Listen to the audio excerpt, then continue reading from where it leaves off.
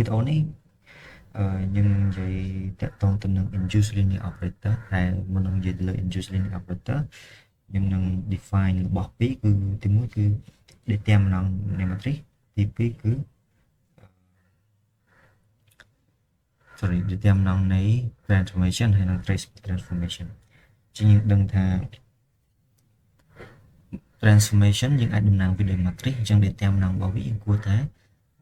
កំណត់វាស្មើទៅនឹង define វាស្មើទៅនឹង determinant របស់ matrix ដែលតំណាងវាហ្នឹងអញ្ចឹងមកថាតាំង T នេះ PA linear transformation លើ finite dimensional vector space V អូខេលើកាយ K ហើយមកថាយើងតាំង B នេះ is a an order basis របស់ T អញ្ចឹង TB នេះ is the matrix of T with respect to B គឺជា matrix របស់ T ដែលកំណត់ដោយគោល B អញ្ចឹង determinant របស់ T the determinant of T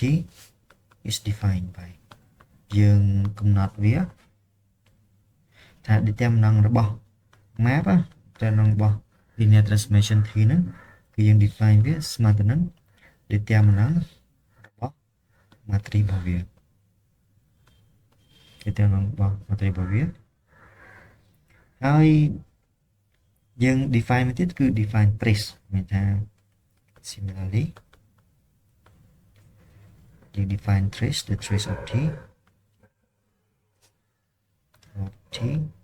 is defined by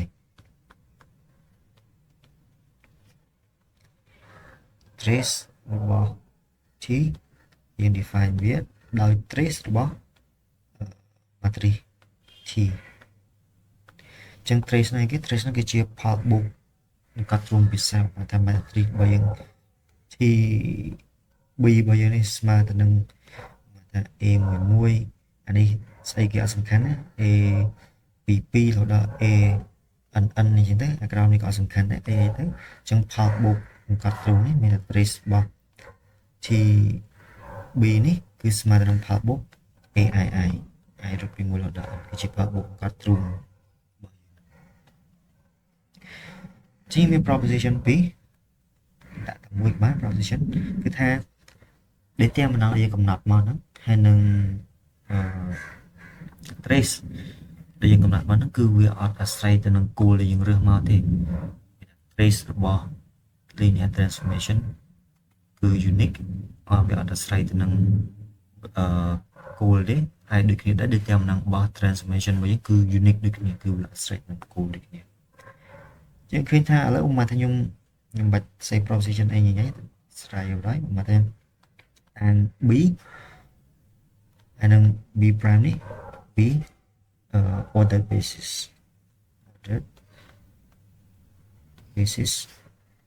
របស់ V អូខេអញ្ចឹងដោយ transformation យើងឃើញថាដោយការ change basis យើងឃើញថា T នេះបើខ្ញុំ change basis វាទៅកាន់ B prime យើងប្រកាសជាមានmatrix ដែលមានចម្រាស់ P ណាមួយយើងអាចទៅសេជាទម្រង់បែបនេះបានមែនទេគឺជាទម្រង់បែបនេះបានហើយយើងពាក់ determinant របស់វាទៅ determinant របស់ T with respect to B prime នេះទៅវាស្មើទៅនឹង determinant នៃ constant ទាំងអស់នេះ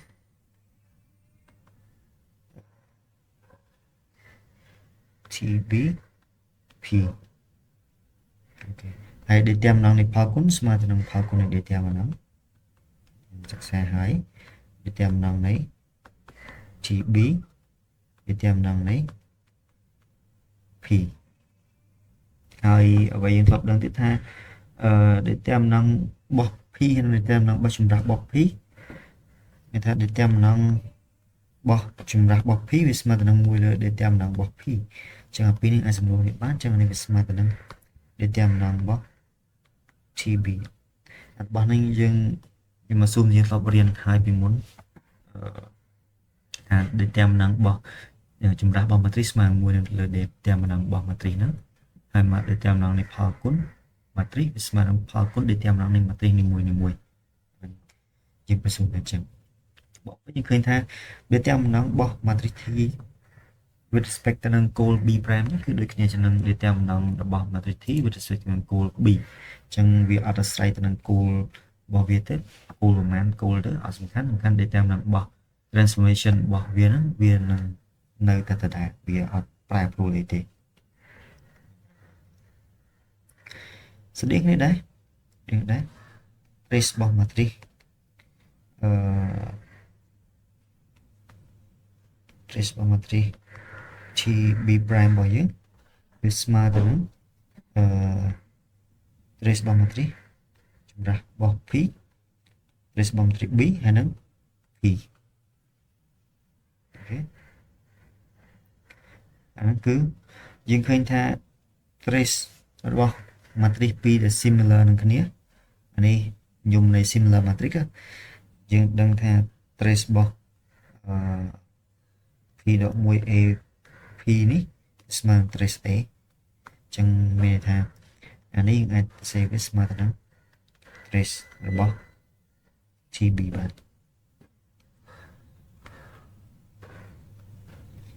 ដូចនេះដែរយើងអាចសន្និដ្ឋានថាវាអត់អាស្រ័យទៅនឹងគូលទេអាស្រ័យទៅនឹងគូល trace របស់វាចឹងនិយាយទៅលើបន្តទៅគឺនិយាយទៅលើ induce operator induce linear operator operators អូខេឥឡូវមកតែខ្ញុំមាន T នេះជារបស់ LV វាគឺជា linear operator V បើយើងនិយាយថាfinite dimensional vector space ចំណុចអ្វីយើងសិក្សាឡើយហ្នឹងយើងទោះបីយើងអត់ទៅសេយើងគួរដឹងអញ្ចឹងបើសិនបើយើងសិក្សាទៅលើវាករណីដែល V វា infinite វិញយើងនឹងបញ្ជាក់វាថាវា infinite បើសិនបើអត់បញ្ជាក់ទេគឺយើង assume ថាយើងសិក្សាទៅលើ finite dimensional vector space នៅលើកាយ K ហ្នឹងហើយ W នេះគឺជា subspace នេះគាត់ជានិមិត្តសញ្ញាការសរសេរណាយើងអាចសរសេរពេញទៅ subspace របស់ V ទៅចឹងគេថា W គឺជា T invariant បើសិនបើរូបភាពរបស់ W នៅក្នុង W ដែរមកថានេះគឺជា V នេះគឺជា V ដូចគ្នាតាមម៉ាប់ G នេះគឺជា W នេះគឺជា W វាពីរនេះគឺដូចគ្នាវា V គឺជា subspace នេះគឺជា subspace ដូចគ្នាចូលមកថារូបភាពរបស់វាតាម T ទៅវាចូលទៅបានក្នុងនេះនេះគឺ TW រូបភាពនៃ W នេះគឺ W របស់យើងរូបភាពរបស់វាតាម T ទៅវានៅក្នុង W នោះដែរអញ្ចឹងក្នុងករណីបែបហ្នឹង W ហ្នឹងគេហៅវាថាជា T invariant អញ្ចឹងបើសិនបើរូបភាពនៃ W នេះវារង W នៅដែរអញ្ចឹង W នេះ is called T invariant subspace of V ឬក៏ពាក្យទៅគេអាចប្រើពាក្យថា T stable នេះពីច្រើនគេសូវទៅសេអត់សូវពេញនិយមសេនៅក្នុង linear algebra តែនៅក្នុងrepresentation theory គេអាចប្រើពាក្យអាហ្នឹង GT stable ហើយឧបមាថាអត់មិនទាន់ឧបមាយើងកន្លែង T រង W ហ្នឹងបានន័យថាចេះបានន័យថាគ្រប់កន្លែងនេះបានន័យថាគ្រប់ W តូចជារបស់ W ធំទាំងអស់គ្រប់ vector W ទាំងអស់ធាតុរបស់វានេះយើងផ្ដល់រូបភាពនៅក្នុង W នោះដែរមានថា T នៃ W នេះវាជារបស់ W នោះដែរបានន័យថាអញ្ចឹង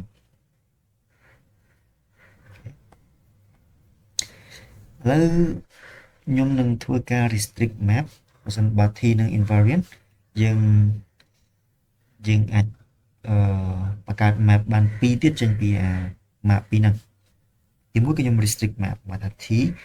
ខ្ញុំ restrict T មកកាន់ W អញ្ចឹងបើវាជា T invariant រូបភាពរបស់វាគឺនៅក្នុង W នៅតែអញ្ចឹង T វា linear នៅតែ linear ណានិយាយថា T របស់យើងនេះពី W ទៅកាន់ W ទៅដែរអញ្ចឹងហើយ T linear ទៀតនោះយើងទាញបានថា T របស់យើងហ្នឹងគឺជា linear operator លើ W នៅពេលយើង restrict វាមកលើ W អូខេអញ្ចឹង restrict វាមកលើ W វាជា map ពី W ទៅកាន់ W នឹងដែរមានទេ T W របស់យើងនេះជារបស់LW វាជា linear operator នៅលើ vector space W ហើយខ្ញុំតាំងហ្នឹងដោយ T prime ខ្ញុំសេតាំង T hat ស្មើទៅនឹង restriction របស់ T ហ្នឹងមកលើ W ជា restriction ហ្នឹងមានអីទេវាឲ្យរូបភាពអត់ដែរវាឲ្យរូបភាពអត់ដែរទេវាមកថា W នេះឲ្យរូបភាព TW វាមានន័យថាយើងបង្រួមដែនកំណត់របស់វាដែនកំណត់ restriction គឺបង្រួមដែនកំណត់មួយវិញទៀតmap T prime មួយដោយសារតែ T stable អាចបង្កើត map បានគឺ map VW ទៅកាន់ VW នេះដែរតាម map T prime នេះរូបភាពរបស់វាមកថាអានេះធាតុរបស់វា V ក្នុង W វាជាcoset V បូក W នឹងឲ្យរូបភាពវាទៅជារូបភាពនៃ V បូក W រូបភាពទៅជា V W ខ្លះនេះមានន័យថាម៉េចរូបភាព T prime នៃ V តូចបូក W របស់យើងនេះគឺស្មើទៅនឹង TV បូកជាមួយទៅនឹង W នេះគឺជារូបភាពដែលយើង define មកវា define មកអញ្ចឹង map ដែលយើង define មកយើងអត់តដឹងថាវា well define អត់ទេវាជា map អត់ទេឥឡូវ 100% វា well define ឯងព្រោះអីអានេះវាគាត់ទៅជា map ដែលយើងបង្រួមដែនកំណត់ទេវាជា map ដែរតែយើងបង្រួមដែនកំណត់វាតែក្នុងករណីនេះយើងអាចនិយាយចឹងបានដូចគ្នាទេអាចគ្រប់គ្នាចឹងយើងចង់ដឹងថាវា well define អត់យើងនឹងឲ្យរបស់ពីឲ្យរូបភាពឲ្យធាតុដើមវាពីរដូចគ្នាស្មើតារូបភាពរបស់វាដូចគ្នាអត់បើរូបភាពរបស់វាដូចគ្នានោះវាយើងហៅ map ហ្នឹងគឺជា map well defined មែនតាំង x បូកW ស្មើទៅនឹង y បូក W មានថាយើងយក two representative របស់ coset ហ្នឹងផ្សេងគ្នាបើសិនមកវាស្មើគ្នាអញ្ចឹងតើលក្ខណៈរបស់ coset គឺ x ដក y នេះជារបស់ W ហើយដោយសារ t របស់យើងវាជា invariant W វិញគឺជា T invariant នោះរូបភាពរបស់x ដក y របស់យើងនឹងក៏នៅក្នុង W ដូចគ្នាអូខេដែលបើនិយាយខាងលើមិញអញ្ចឹងវា T invariant យើងយកធាតុណាមួយរបស់ W រូបភាពរបស់វានៅក្នុង W អញ្ចឹង x ដក y នៅក្នុង W រូបភាពរបស់វាក៏នៅក្នុង W នឹងដែរលក្ខណៈរបស់ linear transformation នេះអាចទៅសេវាទៅជា TX ដក TY ជារបស់ W អញ្ចឹងដូចខាងលើនេះវិញអញ្ចឹងអានឹងវាទៅវិញទៅមកណាទៅវិញទៅមក x បូកសេសាក់មួយចេះបានហើយនាំហើយព្រោះកសោមលើទាញមកក្រោមទាញទៅលើចឹងបានអានេះដូចគ្នាដែរចឹងអាចទាញបានថា tx បូក w ស្មើទៅនឹង ty បូក w ចឹងគេ tx បូក w គឺជារូបភាព x បូក w តាម t prime អានេះគឺរូបភាពរបស់y តាម w តាម t prime គ្នា y បូក u តាម t prime គ្នាឃើញថានៅពេលដែល x បូក w នៅនឹង y w ស្មើគ្នារូបភាពរបស់វាស្មើគ្នាតាម t prime អញ្ចឹង map t prime របស់យើងដែលយើងនិយាយហ្នឹងគឺវា well defined និយាយថា t prime is well defined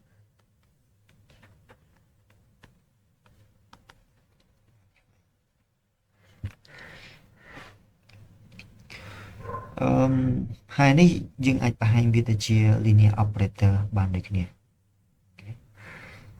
វាគឺជា linear operator បាននេះហើយបង្ហាញវា linear operator គ្រាន់តែបង្ហាញវា linear រូបភាពនៃ alpha x បូក w តែយើងបង្ហាញឃើញថា t នៃមកតានេះមិនគុណណាមួយទេ alpha x បូក w បូកជាមួយនឹង y បូក w របស់យើងនេះវាស្មើទៅនឹង alpha t prime x បូក w បូកជាមួយនឹង t prime y w យើងបង្ហាញឃើញប៉ុណ្ណឹងទៅគឺចប់ហើយថាវាជា linear operator ចឹង t prime នេះយើងហៅវាថាជា operator induced by t នៅលើ quotient space VJW នេះគឺជា quotient space ចឹងអាហ្នឹងគេហៅថាជា t prime is called the operator induced by t on quotient space VJW ដូចនេះដែរអា t hat នេះគឺយើងហៅវាថាជា induced operator ដែរដោយ t ទៅលើ space w is called the operator induced by t on w អូខេចឹងចំពោះ linear operator មួយហើយនឹងstable ឬក៏ t invariant subspace យើងអាចបង្កើតបាន map ពីរផ្សេងគ្នាបន្ថែមទៀតគឺ map t hat ដែលជា restriction t ទៅលើ with the space restriction នៅ t ទៅលើ with the space w ហើយ map t prime ដែលជា map ដែលយើង define ពី quotient vjw ទៅកាន់vw ឥឡូវឧបមាថាខ្ញុំតាំង t របស់យើងគឺជា linear operator នៅលើ finite dimensional vector space v ហើយតែ w នេះគឺជា t stable ឬក៏ t invariant subspace invariant is a t invariant subspace របស់ v អូខេមកខ្ញុំតាំងខ្ញុំមាន b1 របស់យើងស្មើទៅនឹង x1 រហូតដល់ xm នេះ is a basis of w អូខេ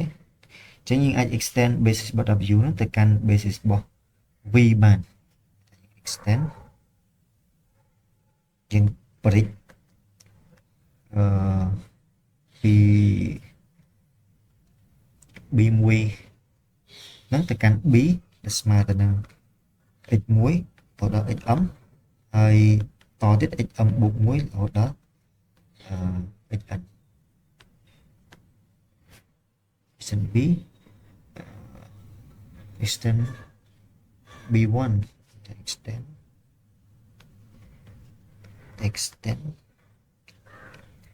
b1 ទៅកាន់ b1 ហ្នឹងគឺជាគេ basis of v b1 ហ្នឹង b ធម្មតាហ្នឹងជា basis of v មានថាកន្លែងនេះ dimension របស់ w របស់យើងគឺស្មើទៅនឹង m dimension របស់ v វាគឺស្មើទៅនឹង n ហើយ dimension របស់ subspace វាទៅជាងស្មើ dimension របស់ superspace ដែលវាផ្ទុកវាហ្នឹងលេខតាំង b2 គឺស្មើទៅនឹងខ្ញុំយកពួកអានេះពួក x1 រហូតដល់x បូក xm បូក1រហូតដល់ xn ណាយើងយកវាទៅជា representative របស់ coset ចឹងនេះ xm បូក1បូក w តរហូតដល់ xn បូក w អូខេហ្នឹងគឺជា induce basis របស់ v ចែកនឹង w គេធ្វើឲ្យធាតុនៅក្នុង v ចែក w មានទម្រង់ស្អីគេមួយទៅបូកជាមួយ w ដែលអាស្អីគេហ្នឹងនៅក្នុង v ចឹងនេះគឺជា induce basis របស់ v ចែក w ចឹងមាន basis 3ហើយ space 3 space ទី1គឺ w មាន basis របស់វាគឺ b1 v basis របស់វាគឺ b ហើយ v ចែក w នេះ quotient របស់វានេះ basis វាគឺ B2 ចឹងឧមាខ្ញុំតាំងអឺ T hat របស់យើងតាម basis របស់វាមាន basis B1 ចឹងតាំងវាទៅ A ហើយ matrix តំណាងឲ្យ T prime basis របស់វាគឺ B2 ខ្ញុំតាំងវាដោយ B អូខេខ្ញុំក៏តាំងណាគាត់តាំងហើយខ្ញុំ claim ថា basis របស់ T នេះ basis របស់ T តាម B របស់យើងនេះគឺស្មើទៅនឹងវាជាប្រភេទ block matrix A B អានេះស្អីគេស្អីទៅអានេះ0វាជាupper triangle matrix គេនេះ0អានេះស្អីគេមួយទៅអត់សំខាន់វាមិនទេដឹងថាទម្រង់មួយដូចនឹងគេតែឬក៏យើងអាចទៅសេប្រចាំតាំង A B ចឹងអាចទៅសេវាទៅជាចេះយកបណ្ដោយអាចសេវាយកបណ្ដោយគឺមានថា T B របស់យើងនេះគឺស្មើទៅនឹង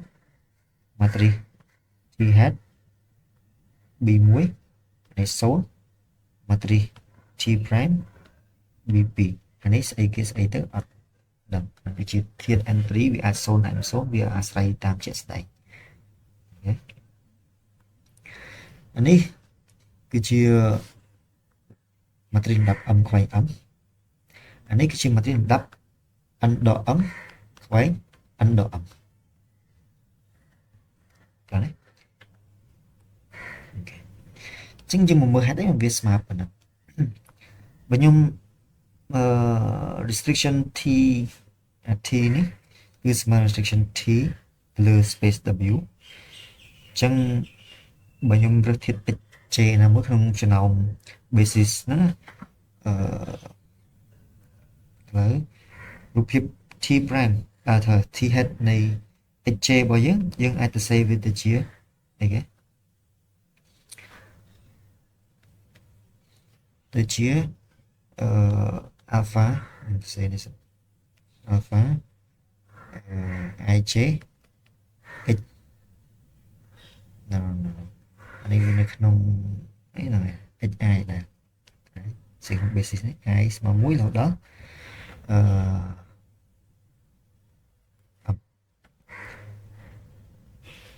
ជុំខ្ញុំមើលសិន HJ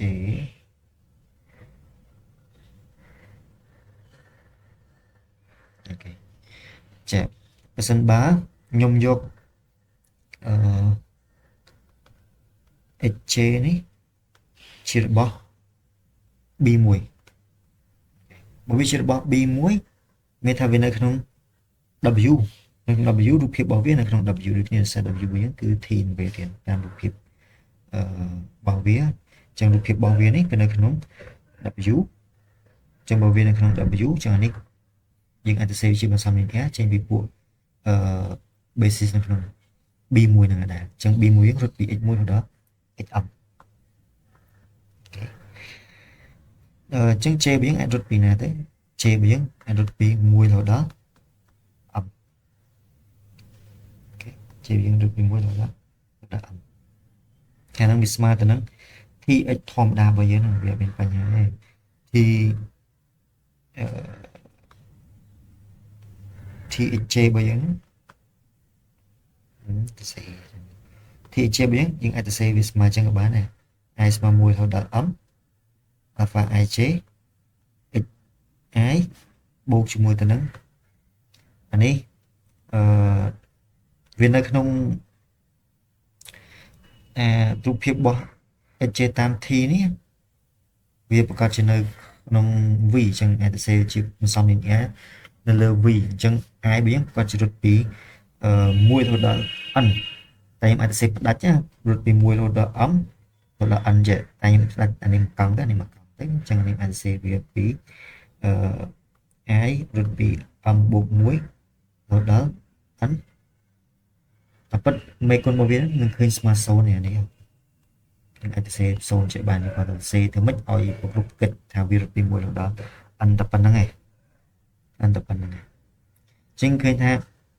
matrix របស់T B របស់យើងនេះ mà pi i mùi là i ấn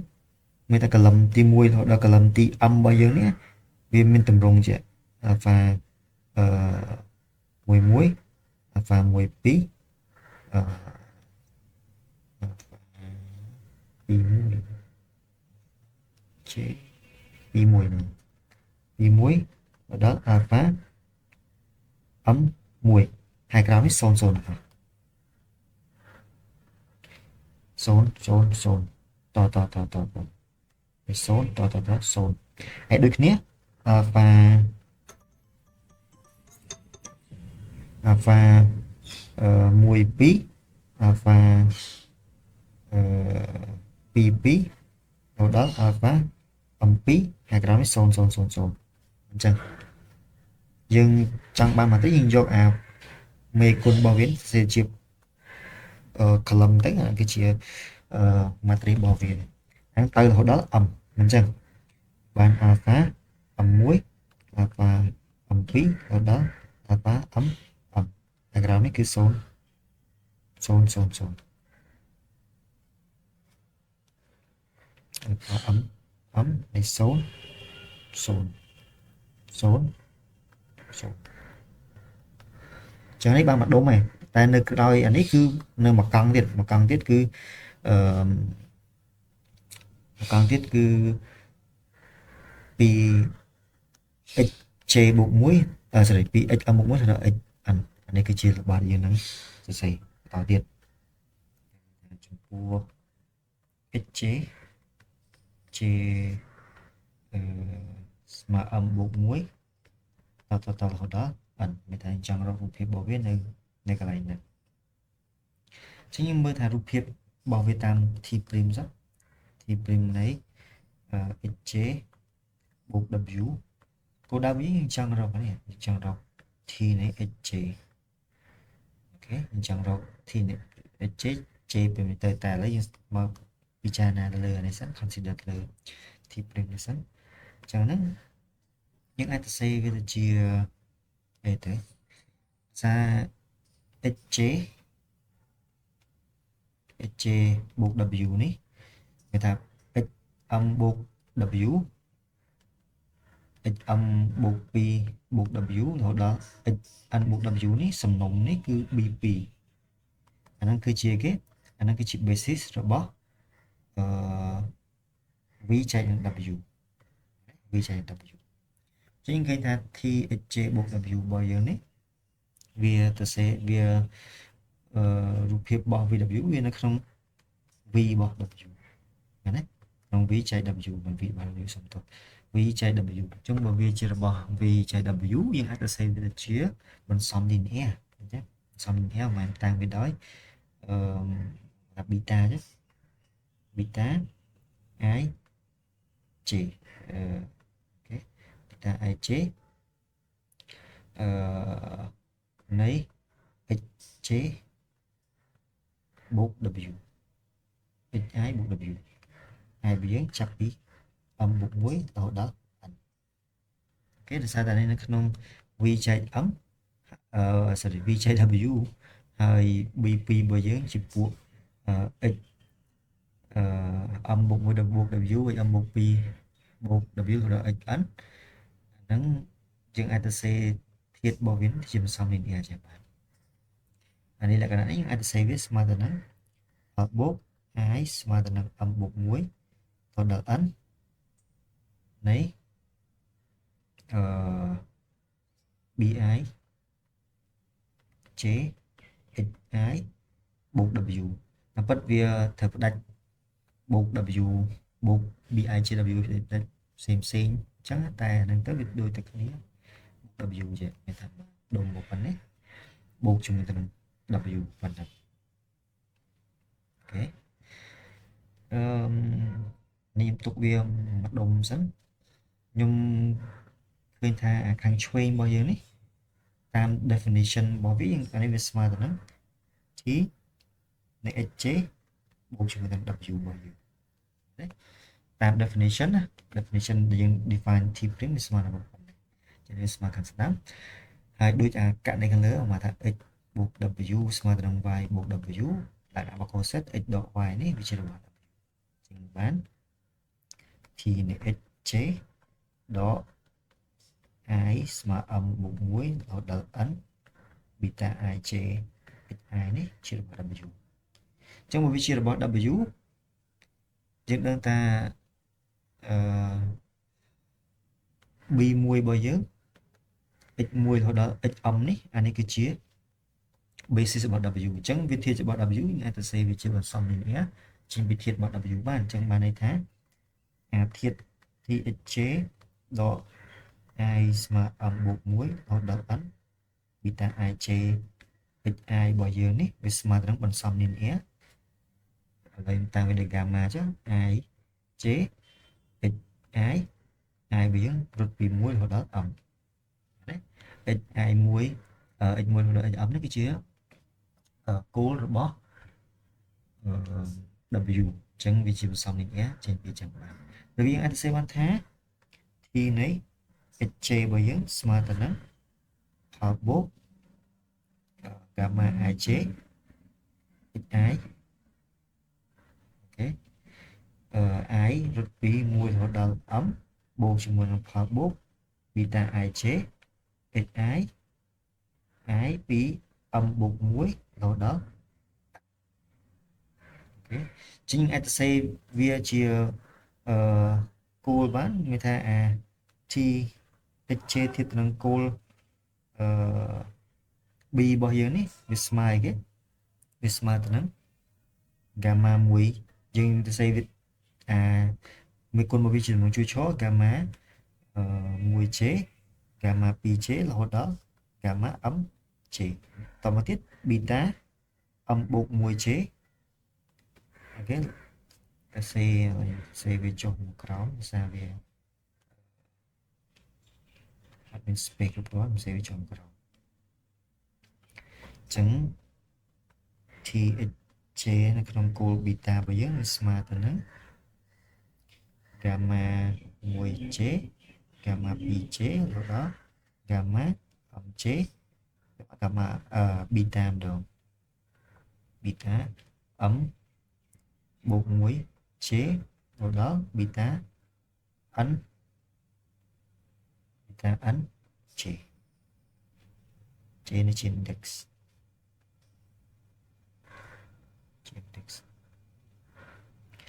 ចឹងយកអាហ្នឹងទៅជំនួសចូលទៅជំនួសចូលខាងលើរបស់យើងនេះយក j ស្មើ1ទៅនៅបានជួរនេះ j ស្មើ2រហូតដល់ j ស្មើ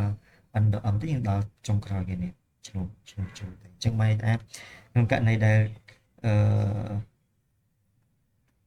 ករណីដែល j ស្មើ m បូក1ណាមិន j ស្មើ1មិននិយាយខុស j ស្មើ m បូក1អញ្ចឹងនេះគឺទីតាំង m បូក1របស់វាចឹងអូខេ m បូក1របស់វាខ្ញុំមានទៅសេកន្លែងណាខុសមាន j j1 2អូខេ m បូក1នេះខ្ញុំទៅសេខុសខាងនេះនេះគឺ 1m 2m អូខេនេះ 1m អានេះ 2m សេខាងលើខុសមែនចាំនេះគឺបាន gamma នៅពេលដែល j ស្មើ m បូក1អានេះគឺបាន 1m បូក1ខ្ញុំសេក្បៀសទៅកុំឲ្យវាដេញនេះអានេះ 2m បូក1តដល់ gamma gamma m បូក1ហើយខំនេះគឺ beta m សេខាងលើទៀត beta m បូក1 beta របស់យើងរត់ពី m ទៅ beta របស់យើងរត់ពី m បូក1ទៅអូខេ beta រត់ពី m បូក1ទៅមិន m នេះគឺ m បូក1 beta m បូក1ខ្ញុំទៅសេដូចជាសេខុសក្រោមនេះទៀតតែថា m បូក1រត់រហូតដល់ beta n m បូក1ហើយតទៀតគឺ gamma 1m បូក2ទៅពេលដែល j ស្មើ m បូក2ហើយ gamma 2 âm bục 2 រហូតដល់ gamma âm bục 2 នេះគឺ beta âm bục 1 âm bục 2 អូហែរហូតដល់ beta n âm bục 2 រហូតទៅដល់ចុងក្រោយគេគឺ gamma 1n នេះ gamma 2n រហូតដល់ gamma n តមកក្រោមនេះគឺ beta âm bục 1n n បូក1 n រហូតទៅដល់ beta n អានេះ n n n អូខេ beta n n ផ្សេងពុកទេចឹង matrix របស់យើងអាចបែងចែកជា3ផ្នែកជាបានផ្នែកយើងកាត់ជា partition ណាផ្នែកចេះអូខេចឹងមកផ្នែកនេះមកផ្នែកខាងលើនេះអាហ្នឹងគឺជាគេផ្នែកហ្នឹងអាហ្នឹងគឺជា matrix តំណាងឲ្យ T head នៅកុងគោល B1 ដល់ពេលអាក្រោមនេះវិញគឺជា matrix របស់ T prime ក្នុងគោល B2 ខ្ញុំទៅសេ B1 B2 ត្រូវអាក្រោមវិញដូចខ្ញុំទៅសេអា B1 B2 បញ្ចូលទៅខំតែអីយើងមើលតាមជាក់ស្ដែងហើយនេះគឺជា matrix star matrix star យើងអត់ដឹងថាវាស្មើប៉ុន្មានយើងតាំងវាទៅជា matrix star វាអីទៅអត់សំខាន់គឺពីរនេះអូខេអាកន្លែងនេះយើងអាចឃើញថាវាស្មើអញ្ចឹងតែកន្លែងនេះយើងមិនទាន់បានឃើញថាហេតុអីបានវាស្មើទៅនឹង beta M1 អីហូខែអញ្ចឹងវាបាន matrix T prime ក្នុង B2 ចេញទម្រង់បែបហ្នឹងយើងអាចទៅពិនិត្យមើលខាងក្រោមភាសាទៀតបានយើងនិយាយថានេះ G prime HJ នីមួយៗវាស្មើនឹងប៉ុណ្ណេះយើងយកមេគុណវាយកមកទៅសេអញ្ចឹងមេគុណវាមកទៅសេអញ្ចឹងHJ បូក W រូបភាពរបស់វាអូខេនៅក្នុងគោល beta 2អញ្ចឹងខ្ញុំស្មើទៅនឹងយកអាមេគុណរបស់វាមកទៅសេយកមេគុណមកទៅសេអញ្ចឹងស្មើនឹង beta ហើយវារត់ពី m បូក 1 អញ្ចឹង m បូក 1 អញ្ចឹងអានេះគឺ J រហូតដល់ beta n អានេះ J ហើយ J របស់យើងសិក្សាពីណាពី m បូក 1 ដល់ n អញ្ចឹង J របស់យើងជំនួស J ស្មើ m បូក 1 ទេយើងទទួលបានជួរទី1ជួរ n ជំនួស J ស្មើ n បូក 1យើងជួរបានជួរទី1នេះជំនួស J ស្មើ n បូក 2បានជួរទី2នេះហើយបានជួរចុងក្រោយអញ្ចឹងយើងឃើញថា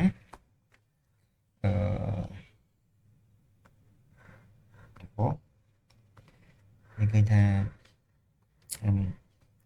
matrix TB របស់យើងនេះគឺស្មើទៅនឹង matrix T head របស់យើងនៅក្នុងគោល B1 អូខេជាមួយនឹង matrix T prime ក្នុងគោល B2 អានេះជា matrix អីផ្សេងទៅអត់ដឹងទេអានេះគឺដឹងតែ0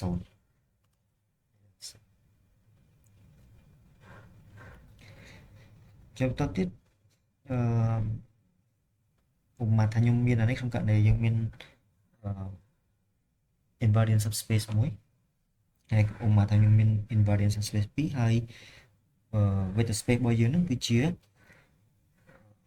direct sum របស់ invariant subspace 2មកហើយខ្ញុំតាំង V នេះ V a finite dimensional vector space នៅលើកាយ K over K W1 ហើយនឹង W2 នេះពីT invariant subspace នេះ T វានិយាយរបស់ LV ចឹងហើយ B T invariant subspaces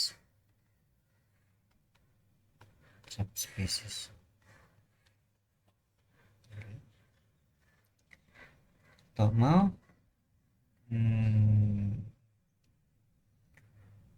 ហើយ V របស់យើងនេះគឺជា direct sum របស់ W2 exam កន្លែងនេះមានន័យថាម៉េច exam កន្លែងហ្នឹង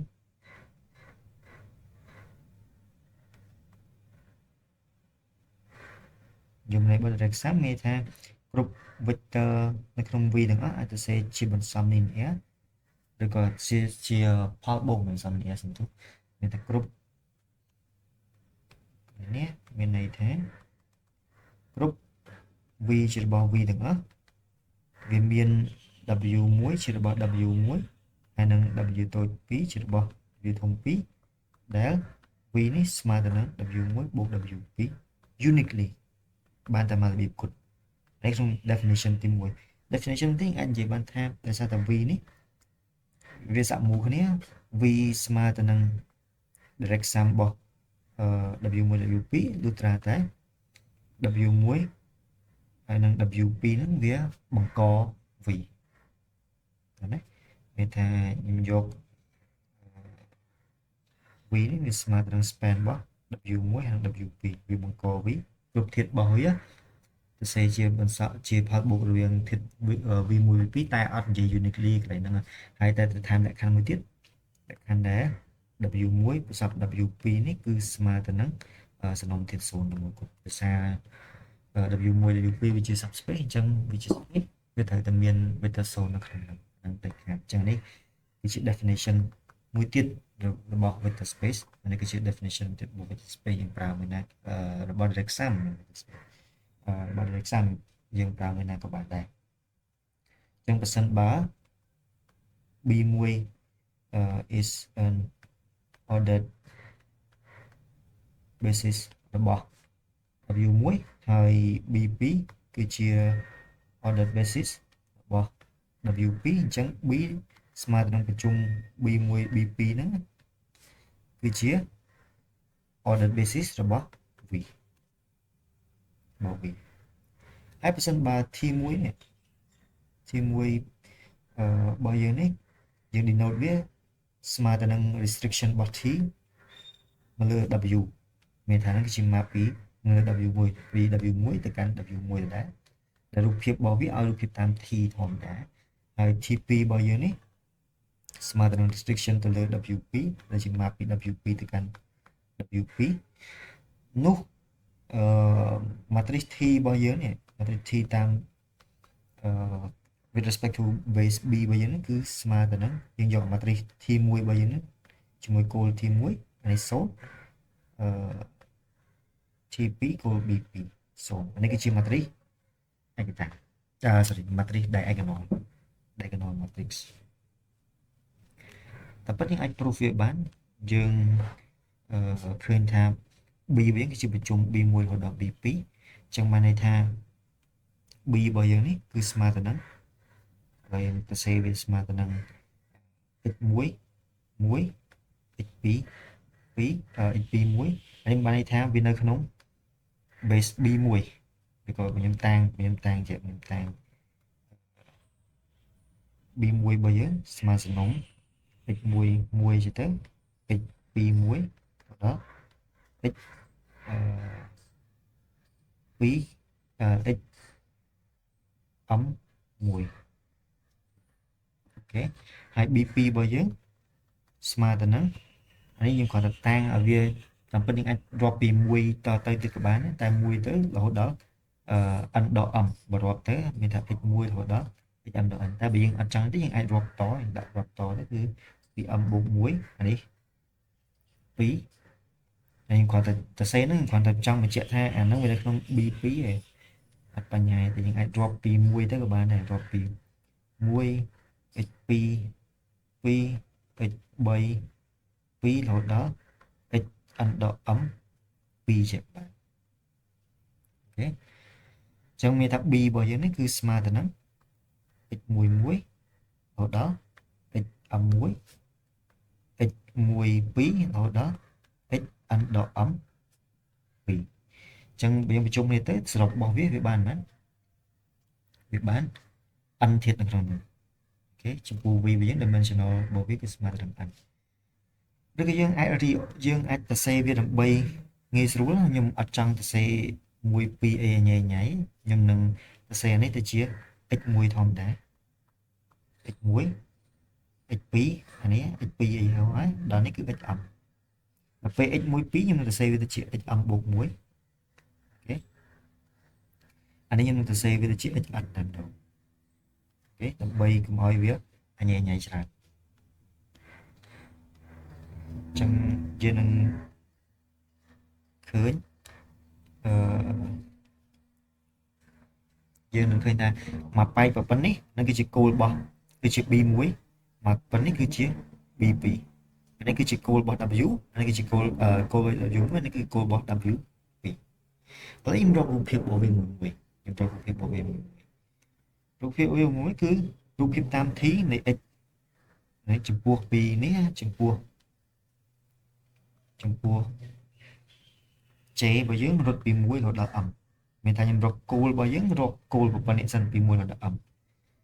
chẳng thì chế bởi dưỡng với smile cái với smile ta nâng thì chế bởi dưỡng với chế ní thì chế bị muối rồi là ẩm ní vì nó không bị muối bởi dưỡng chỉ nằm rong vào W muối vì chế thi invariant subspace chẳng thi invariant subspace thì này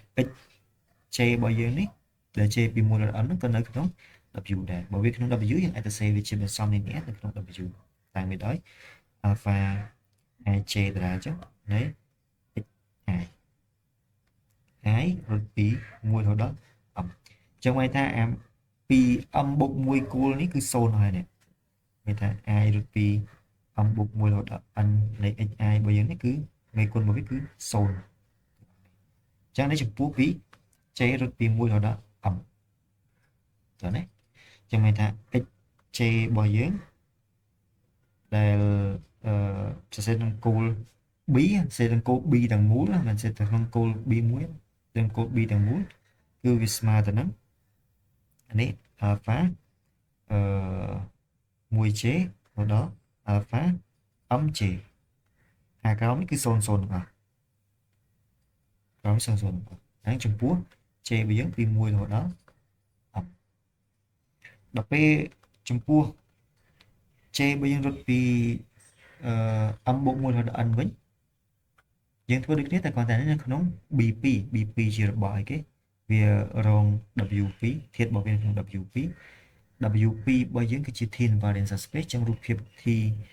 x âm bộ mùi âm bộ P nữa vì nó không WP được không trong vì không WP ai ta xe thì x âm bộ mùi em không hề đó để chia bắn sóng đi né trên pi bộ vector từ bạn chẳng mình thay những ai ta sẽ của cái mà âm bột muối của đờ ăn đấy thì này k bao nhiêu ní vì mà từ nó mình xong đi né lấy alpha thì coi em tăng một bài tiếp tăng beta ai khế ai biến rút phí âm bột muối lỗ đó tự nhiên ai ta xem một tháng người ta bột một tháng nó bè group á ai rút phí muối lỗ đó âm chẳng tới anh ấy xấu của những mình trong người ta xk bao nhiêu ní nó trong vector bí trong cột bí Wisman vector son hồi đó tí âm nè đây cái là tí ấm á âm rồi chua tí âm trong chua tí âm nó cứ vì son nó tạo máu bị bán bị tá âm bột muối okay.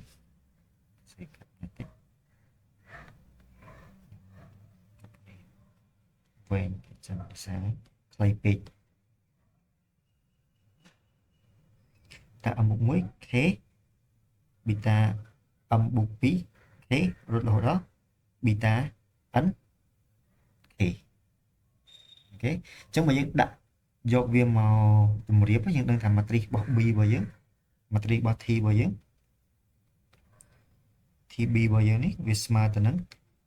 thì này x muối cô bí rằng cô bí thì này x bí cô bí rồi đó thì này x ấn cố anh em hai chạy dần thì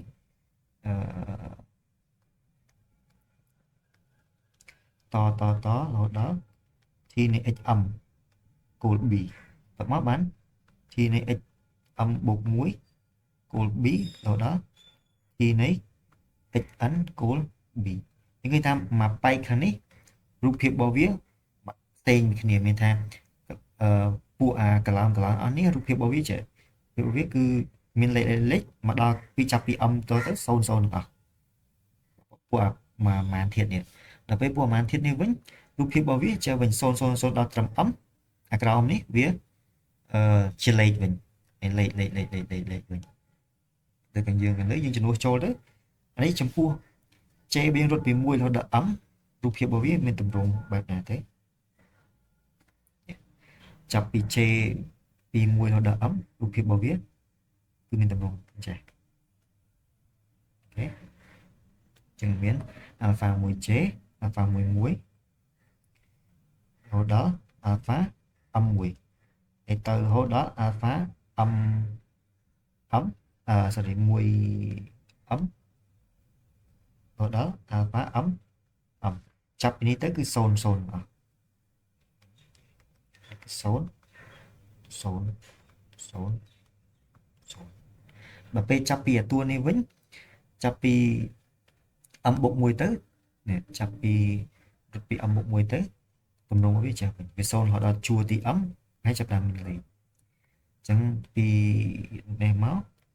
វា0រហូតដល់ហ្នឹងតោះមកបើវាមានលេខប៊ីតា m បូក1 1ប៊ីតា m បូក1 k វារត់ពី m បូក1ទៅនេះ m បូក1ដូចគ្នា1ទៅដល់ប៊ីតា m បូក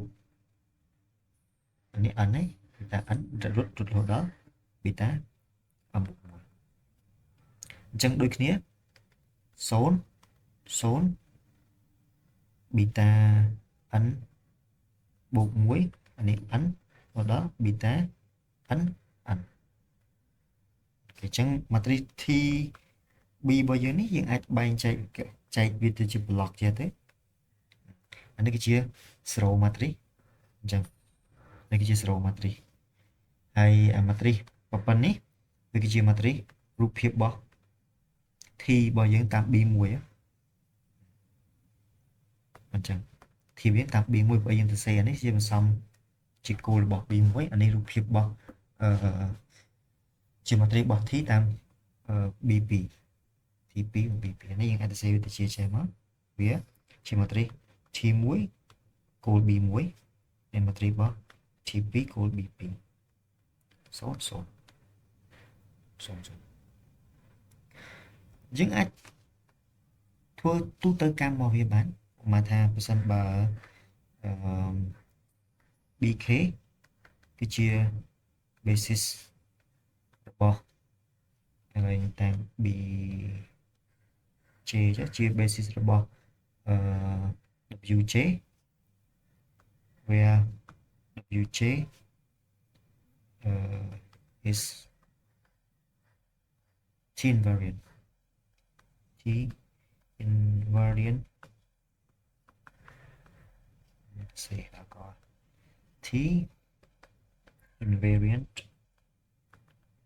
subspace okay របស់ V yes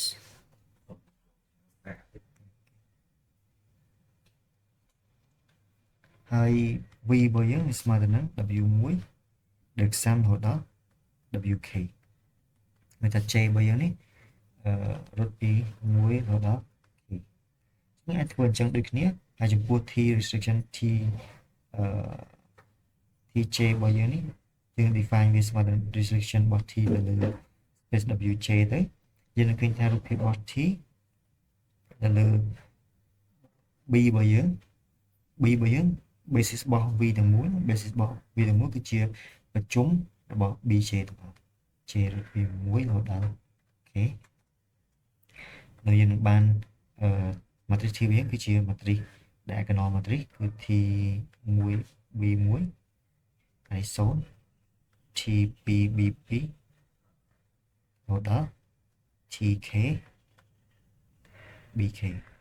ក្រោមនេះ0ហើយលើនេះ0អូខេមកប៉ុណ្ណឹងចឹង preliminary យើង